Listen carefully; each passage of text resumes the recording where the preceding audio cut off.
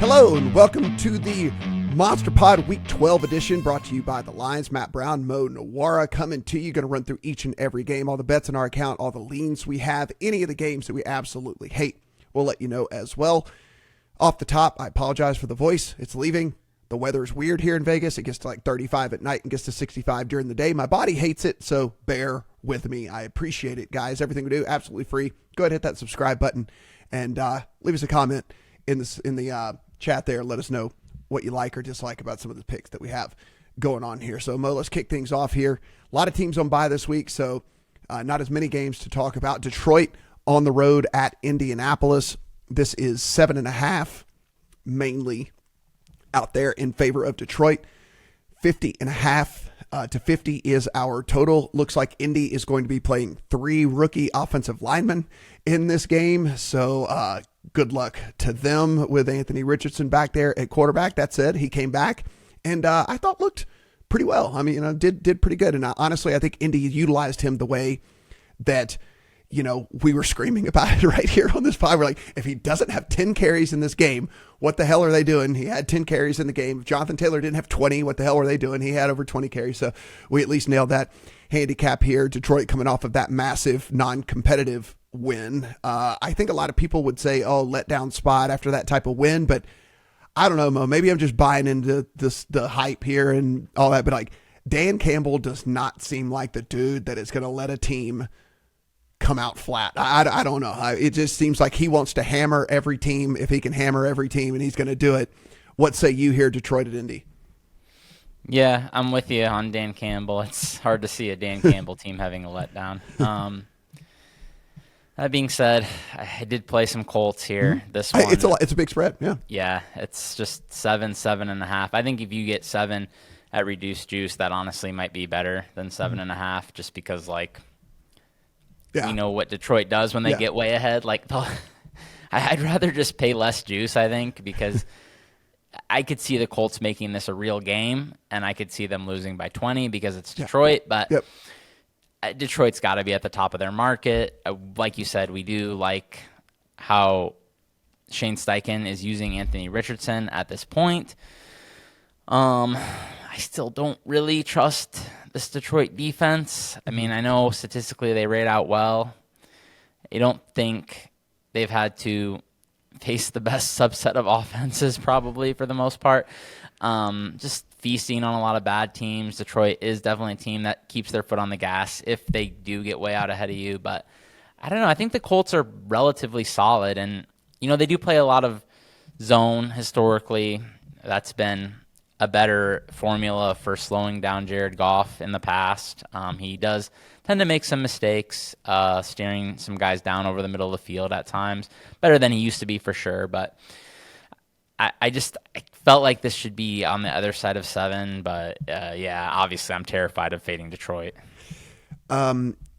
Just as an aside here, as far as the NFL MVP goes, we've seen Goff make some big moves here in the market.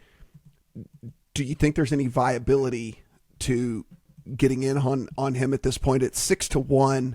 I just don't know if we get a better price if they continue to kind of steamroll teams like this. I don't know if they'll give it to Lamar in back-to-back years. They might. I mean, he's certainly making a huge case for himself here, but humans are weird, right? Like they might feel good with this ranked voting to vote him second and say I voted him second, I didn't, whatever. So I don't know. What do you think about Goff and his MVP market? It's hard with Detroit, because they just are such an ensemble operation where, not to say Goff hasn't been doing very well. I think everybody realizes he's a cog in an extremely efficient machine, and where you just watch the Ravens, you watch the Bills, it's very obvious the quarterbacks are doing a lot of driving of the success, right? And I think it's natural to wonder, could other quarterbacks succeed where Jared Goff is succeeding? I don't think anybody has to wonder that with Lamar Jackson and Josh Allen. Now, at the same time, there's been some holes in Lamar Jackson's case when they're facing some of these tougher teams. He has had some rough performances where we really haven't seen that from Josh Allen much. I think even in their He had a couple bad ones, but they were so far back in the past. I guess that's the way I would probably lean at this point. Yeah. But yeah, I mean 6-1. I could see Goff, like you said, closing a little bit shorter than that. I think it's going to be hard for him to overtake those two top guys, though. Anthony Richardson rushing attempts, guys. I'm rolling back with it. Look, it's set at 7.5. If the Colts want to actually win games and if they want to succeed, the whole reason you draft Anthony Richardson is to take advantage of what he does best. And I think if you don't have at least 6 designed runs in this game, and then we would only need 2 scrambles, to get to the 8 total here, I think you're doing something wrong. So I'm running it back. Shane Steichen, don't make me look like an idiot. Do what is the most efficient with your team and the skill set of your quarterback. So let's get that done. 7.5 on the over rushing attempts for Anthony Richardson in this game. Kansas City on the road at Carolina. This is 10.5 to 11 in favor of the Chiefs. 43.5 is our total. Actually, there are 42.5 that hit at ESPN Bet out there. So you can find all the way from 42.5 all the way to 43.5 in the market. We finally get the loss there for Kansas City. Mo, you had a pretty good feeling last week about that might be the case with all of this. And, now they're on the road at Carolina, who might be as healthy as we've ever seen this team. It seems like they're going to have, not that the players are good, but at least it's the dudes they wanted to play, are going to be back this week. Does that mean anything to you? I think what means something to me a little bit here is if you look at the tweets coming out of the NFL reporters, Isaiah Pacheco not going to play, Charles Omenihu not going to play. Mm-hmm. Not to say those players necessarily move the needle big time, especially just coming back from injury. Although I am excited to get Omenihu back for sure. But I think it just kind of gives a window into what type of game this is for the Chiefs. Right. I just don't see this as a spot where they're going to put a lot of stuff on tape, going to try to come out and blow the Panthers out by 30. I think this is just come in and get a Chiefs workman-like 7-point win.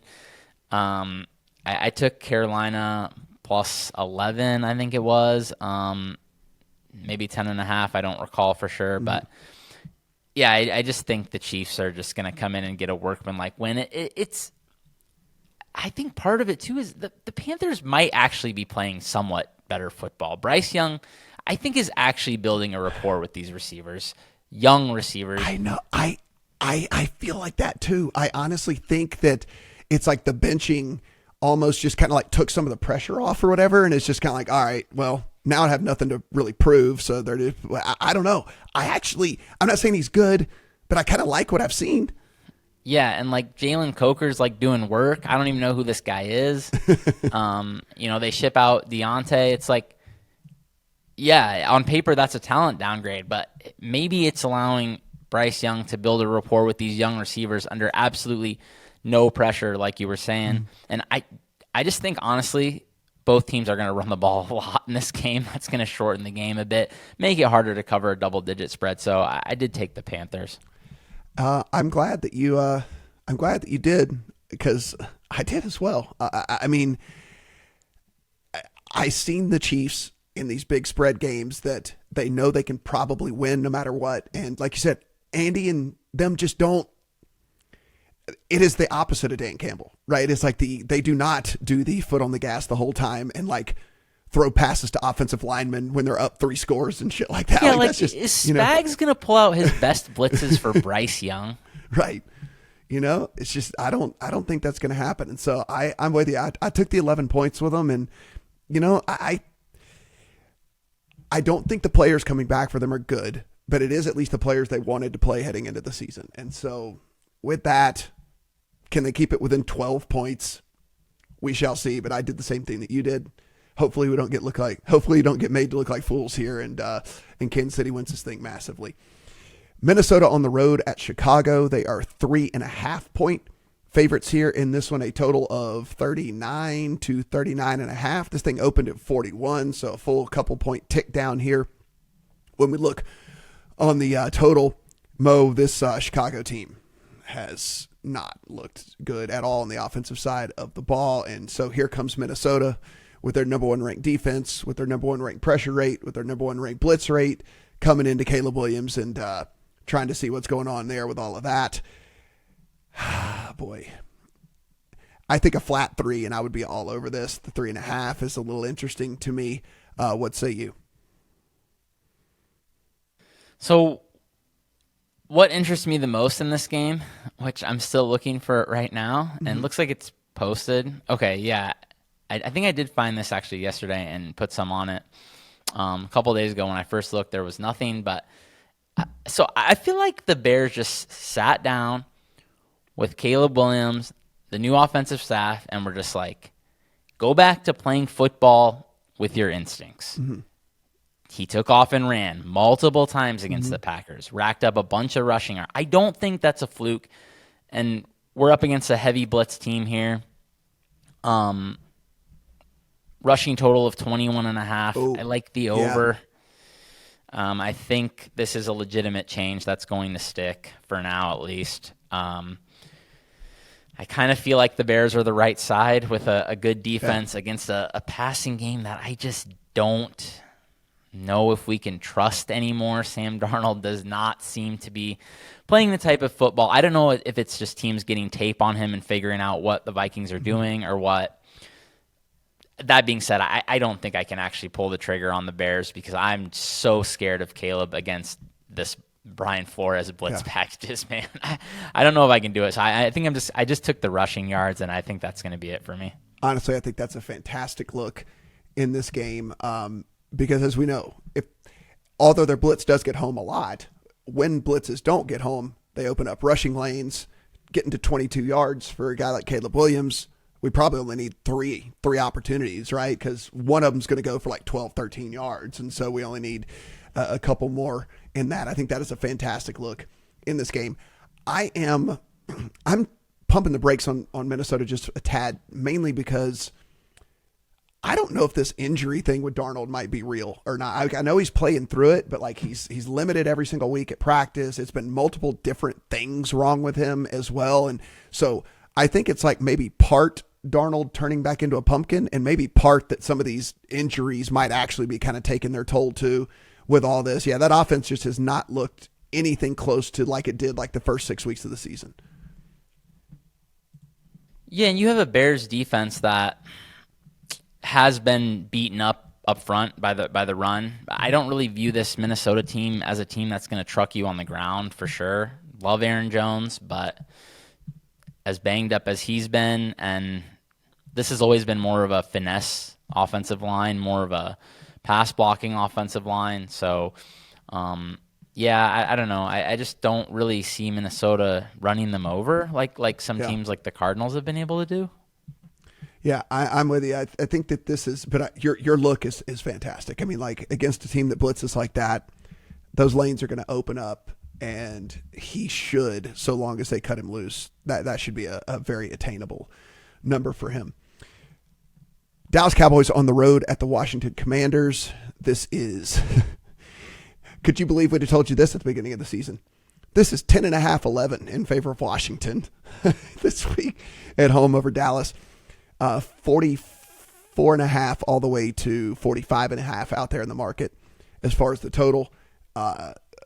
Cooper Rush, I guess, has regained, is still going to be the starter. I mean, Mo, this is like sports talk radio stuff, but like how bad, I mean, like I'm sitting here going, how bad must Trey Lance be? I mean, seriously, like how bad must Trey Lance be?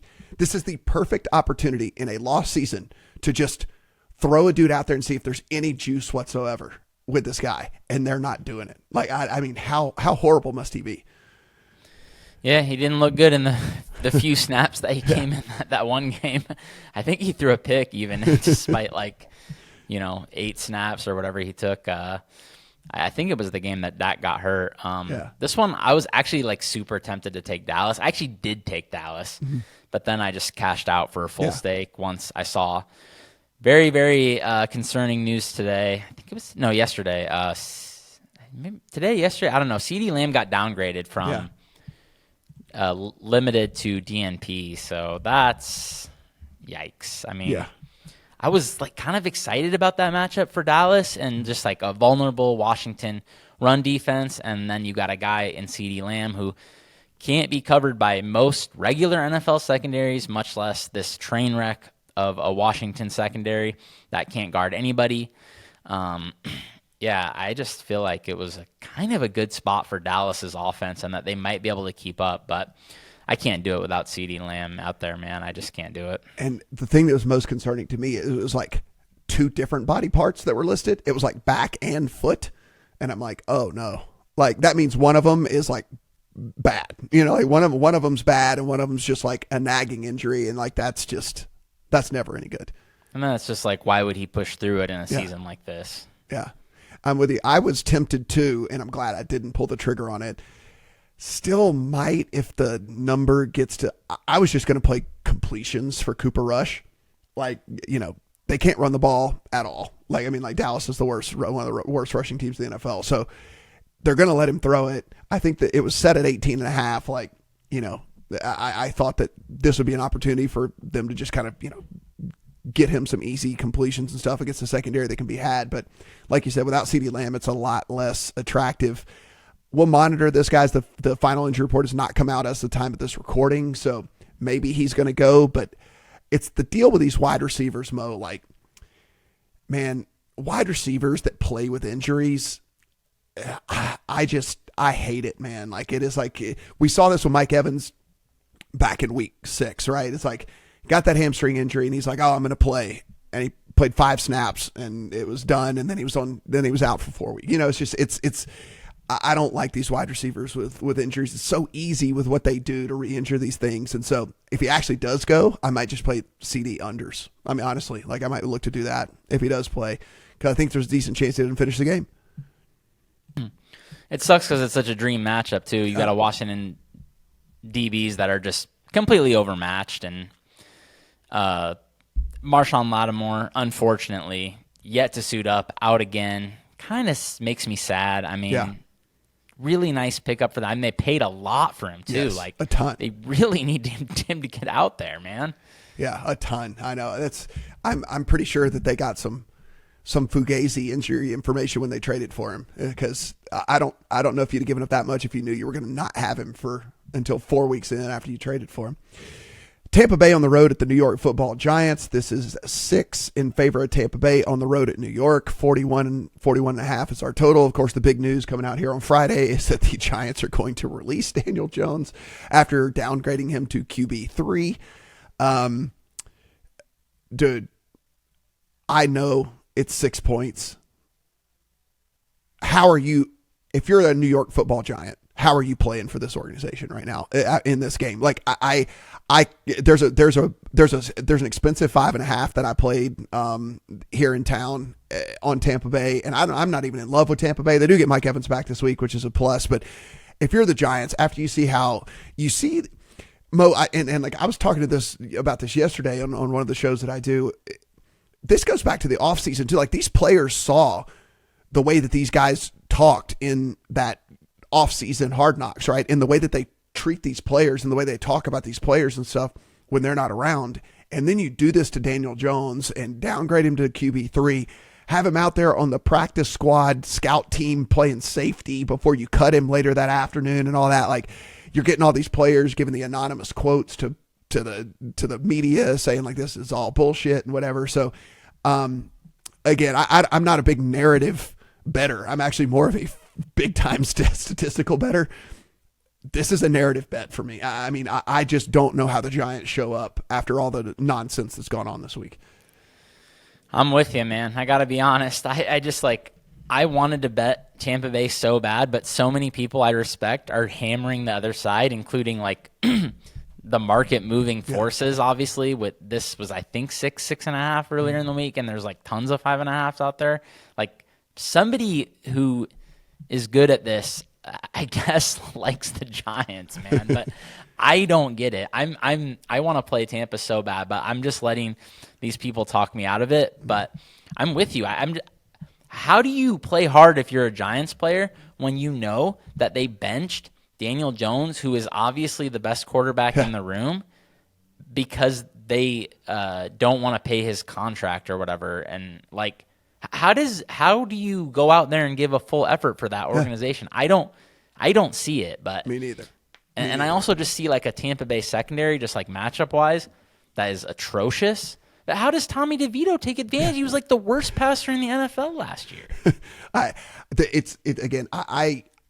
The numbers probably tell me to go the other way, and I cannot do it. I mean, there's very few times where I take all of the anonymous stuff seriously and all this, but like when you have multiple players in the locker room saying that how much garbage this is and all this, stuff going on with that, it is not Daniel Jones' fault that they overpaid him.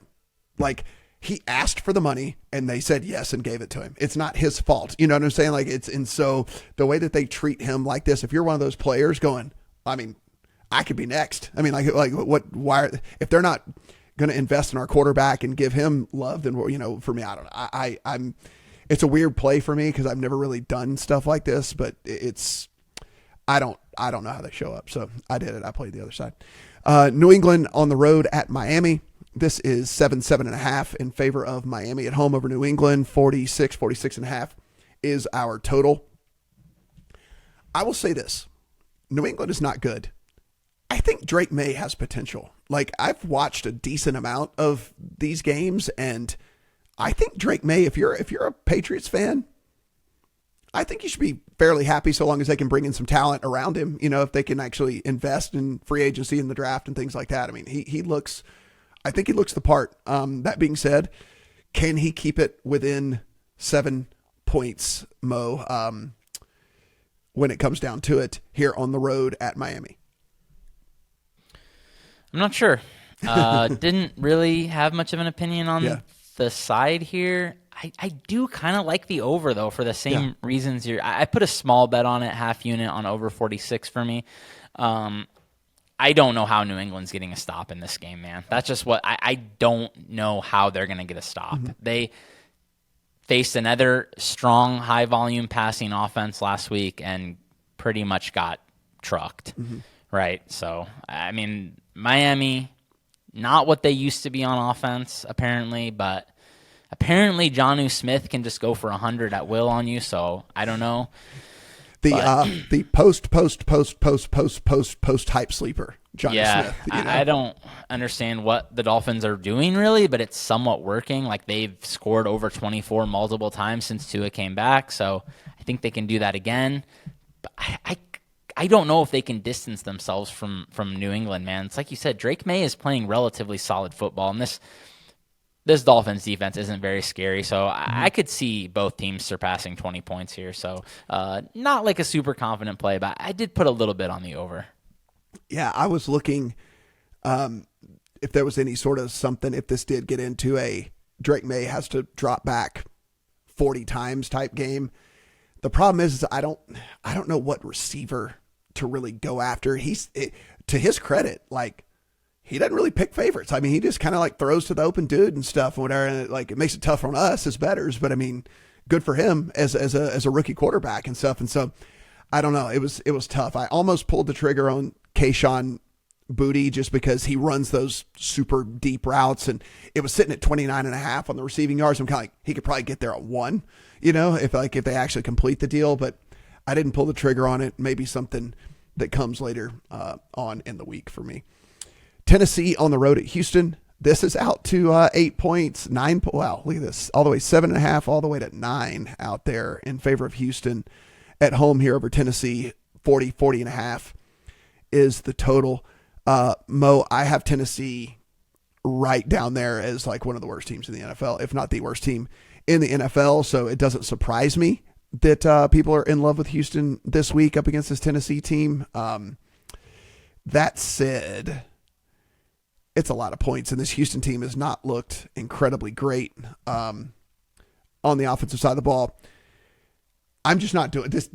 I'm not betting on Billy Levi's. I'm just not doing like it's just not happening. I can't bet on Will Levis, the human turnover. I can't. I don't know. I can't do it. This kind of like you said with this last game, just not a ton of interest for me here on the side. Yeah, a lot of people that I respect are big on the Titans. But they have been every week for the last 6 weeks, and all they do is just go get smoked. Like it's like every week, it's like everybody's on the Titans, and then they go and get hammered. I do see some matchup advantages for them in this game. They're all on the defensive side. Yeah. So I actually took some under 40.5. It was sitting 41. Mm-hmm. Basically, when I'm looking at this Houston offense, they're just like so reliant on pounding the rock with Joe Mixon at this point. I mean, their offensive line they can't protect Stroud very well, and now they're down to one pass catcher who you're even remotely worried about. So I hate to say that because Tank Dell was really exciting last year, but he just has not really recovered from his injury, I think. So you got a Tennessee team that is really, really strong up front, man. Yeah. Tavondre Sweat has been a monster for them, stuffing the run. And you just see it in the numbers. I mean, they're second in adjusted line yards, top 10 in rush D, EPA, success rate, and DVOA. This team is very good at stopping the run. And I don't know that we've seen enough from this Houston offense that they can distance themselves from anybody. But on the other side of the ball, I don't know how Tennessee is going to score, man. I know Will Levis has been a bit better the last couple of weeks, but this Houston defense is legit, man. Yeah. And Will Levis is terrible. I'm so scared of Will Levis handing them 14 points on turnovers to ruin my under here, but I just don't see either team moving the ball that consistently. Yeah, I'll mention it too because I don't like to talk about my stale lines, whatever. As we talked about here on the pod, I'm on air on Sunday evenings as these lines are hitting. This opened 42.5 at a book here in Vegas. I took the under 42.5. I know that 2 points is long gone, but the sentiment is the same that Mo has here in this, which is the Texans defense is good. Titans defense is good. Titans offense is pathetic. The Texans offense has not looked the same since they didn't have all the guys out there. And at the end of the day, the scariest thing, like I say, is the inevitable turnover, but the turnover being a disastrous turnover that's like a pick six or a scoop and score or something. Hopefully it's not that. Hopefully it's just a pick at the 30-yard line or something or whatever, and we can get away with it. But the sentiment the same here. I think this is going to be the worst game of the morning slate. Horrible to watch. Like everything about it's going to be terrible. And but I have to watch it because I have a bet on it. That's basically how this is going to go. Denver on the road at the Las Vegas Raiders. This is 5.5, 6 in favor of Denver on the road. 41.5 is our total. Disclaimer, same deal. It's open 4.5. I took Denver at 4.5. I knew this thing was going to move rapidly in the direction of Denver. Las Vegas doesn't care anymore. They're just trying to get through the season. Hopefully get a high draft pick and get a quarterback in there. This is my little quit list team. This is like basically number one on my quit list team that's out there. They have no interest in playing really anymore. So I even at the 6, it's at least mildly tempting for me. And let me tell you, I was very low on Bo Nix coming into the NFL. Bo Nix has surprised me. Like, I mean, I understand he's not great at all times, but he's solid, at least for, a little over half a game, which for a rookie quarterback, that's about all you can ask for in all this. Pretty excited about. I have pretty long shot Bo Nix offensive rookie of the year tickets. And so I'll put it this way. I'm rooting for another 300-yard game and like 3 or 4 touchdowns with Bo Nix here, but it'd be Denver or pass for me in this. Or how about some more Washington losses? That would help you quite a bit as well. This one, man, it's really hard to believe in the Raiders in any sort of capacity aside from possibly throwing to Brock Bowers. Yeah. But then you just look at this matchup. We've seen Denver when facing some of the stronger tight ends. I think they like to throw Surtain on the tight ends at times when that's kind of your standout pass catcher. So I think we could see that here. Might be good to look to some Brock Bowers unders if that's happening. Third in the NFL DVOA against tight ends. Yeah, Denver. Yeah, I don't love his chances here, unfortunately, for some of my fantasy teams. But, man, Denver's got to be near the top of their market. So I just am not pulling the trigger on Denver here. But should get a better effort from the Raiders here, I would think. Not that they didn't have a good effort last week, honestly. They played the Dolphins tough. They just couldn't finish drives. They just kept getting to the 20 and kicking field goals, and then by the time they realized they needed touchdowns, it was too late. They were buried. So I could see this game being competitive if they can win up front. But Denver is just like so solid. They seem like one of these teams that is just really going to roll a lot of bad teams by just doing all the fundamentals well. They win up front. They don't turn the ball over. So they just kind of choke the life out of bad teams. And, yeah, that would be what I expect to happen again here. Arizona on the road at Seattle are either one of these teams actually good bowl, basically, of the week. This is one on either side and pick'ems out there. So this is basically even out there in the market. 47.5 to 48 is our total. Arizona coming off of a bye. Seattle looking at least like a decent team last week. Mo, when I look at Arizona, I think I've mentioned this a couple of times since we started doing this together. It's just a team that I have not gotten right so far this year. I watch them with my eyes and like the way Kyler's play. I think Kyler's playing at a pretty high level actually with what's going on. But then you like look at their stuff on paper and you're like, this defense still stinks. Like I don't know. It's just it's a tough team for me. What do you think here as they head on the road to Seattle? This one is kind of fun. I mean, it's interesting. Super fun. Interesting from a market standpoint for sure, because there's sharps that are on both sides of this one for sure, because every time one of the teams gets to plus, the other team gets hammered. And every time that team is plus, then they get hammered. So somebody has a big opinion on both sides, and those opinions are respected by the market. So we're seeing this one bounce back and forth between -1, +1 on both sides. I lean to Arizona, but yeah, I didn't play anything in this game. My main concern here is just that this is a Seattle team that has, while I think we all are very excited about what the future of this defense could look like with Mike McDonald, they've got trucked on the ground at times this year by not great offenses. Even like the Giants rolled up a bunch of Tyrone Tracy killed them, man. Yeah. So I'm concerned that they can't stop the run, and Arizona is a team that if you can't stop the run, they're just going to bulldoze you. We saw what they did to the Jets. We saw what they did to the Bears. But man, how are they going to stop Geno? I mean, I'm not really sure. Is the play just like over 47.5? I mean, like, is it like these teams just go back and forth up and down the field?